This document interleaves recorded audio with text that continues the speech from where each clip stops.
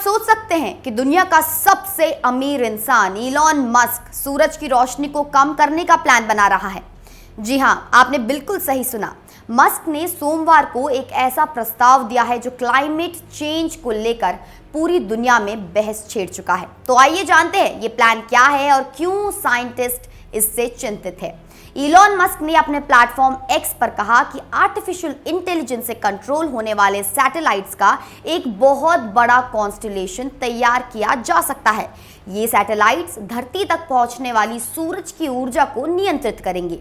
सीधे शब्दों में कहें तो जैसे आपके घर का लाइट डिमर होता है जिससे आप लाइट को कम या ज्यादा कर सकते हैं, ठीक वैसे ही ये सैटेलाइट्स सूरज की रोशनी को कम कर सकते हैं।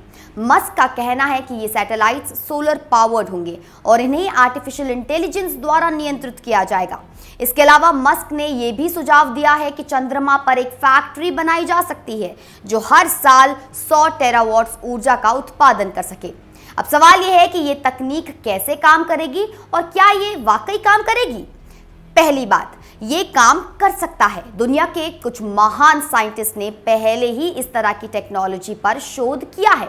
ऑर्बिटल सनशेड्स यानी अंतरिक्ष में लगाए जाने वाले सूरज के शेड्स, इसको लेकर अध्ययन हो चुके हैं।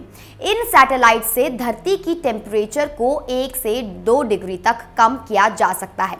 ये क्लाइमेट चेंज के लिए महत्वपूर्ण हो सकता है। लेकिन अब आता है एक बड़ा हिस्सा, समस्याएं। समस्या नंबर 1, खर्च। ये पूरा प्रोजेक्ट बेहद महंगा है। सिर्फ शुरुआती चरण में ही $100 बिलियन खर्च आ सकता है।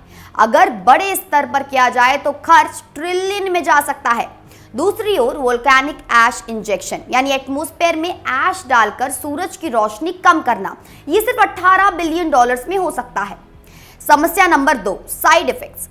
इन सैटेलाइट से सूरज की रोशनी हर जगह समान रूप से कम नहीं होगी। कुछ इलाकों में ठंडा पड़ेगा तो कहीं गर्मी रहेगी। इससे मौसम के नियम बिगड़ सकते हैं। कुछ देशों को फायदा होगा तो दूसरे देशों को नुकसान हो सकता है। ये एक बहुत बड़ी पॉलिटिकल समस्या है। समस्या नंबर 3, गवर्नमेंट का कंट्रोल। सबसे बड़ी चिंता यह है कि अगर कोई गलत देश या गलत आदमी इस टेक्नोलॉजी को नियंत्रित करने लगे तो आखिर क्या होगा। दुनिया भर के 52% क्लाइमेट साइंटिस्ट को डर है कि कोई गलत एक्टर या कोई गलत इंसान, कोई ऐसी ताकत जो किसी की बात ना सुने, इस तकनीक का गलत इस्तेमाल कर सकती है। समस्या नंबर 4, टेक्नोलॉजी की कमियां। ये टेक्नोलॉजी अभी तक परखी नहीं गई है। थाउजेंड्स ऑफ सैटेलाइट्स को स्पेस में भेजना, उन्हें कोऑर्डिनेट करना और उनका करेक्टली काम करना, ये सब कितना मुश्किल है इसका अंदाजा आम लोगों को बिल्कुल नहीं है। अब आता है एक महत्वपूर्ण पार्ट। मस्क खुद ही स्पेस एक्स के जरिए सैटेलाइट्स भेजते हैं और स्पेस इंडस्ट्री को एक्सपैंड कर रहे हैं। लेकिन पिछले दिनों में अमेरिकी एयरफोर्स ने स्पेस एक्स के एक रॉकेट लॉन्च को एनवायरमेंटल कंसर्न्स की वजह से रोक दिया था। दूसरी ओर टेक्सास में स्पेस एक्स के स्टारशिप का एक टेस्ट लॉन्च हुआ था जिसमें काफी एनवायरमेंटल डैमेज भी हुआ था।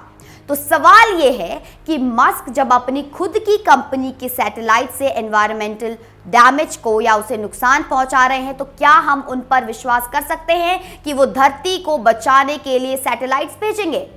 ये बहुत बड़ी आयरनी है। अब सवाल उठता है, क्या हमारे पास कोई दूसरे विकल्प नहीं है। जवाब है हाँ, हमारे पास बहुत सारे विकल्प हैं और वो भी कई ज्यादा सस्ते और सुरक्षित। पहला विकल्प है एमिशंस को रिड्यूस करना, यानी कि कोयला, तेल और गैस के इस्तेमाल को कम करना। रिन्यूएबल एनर्जी, सोलर, विंड का इस्तेमाल बढ़ाना। ये बहुत सीधा तरीका है लेकिन दुनिया के देश इसका इस्तेमाल नहीं करने वाले।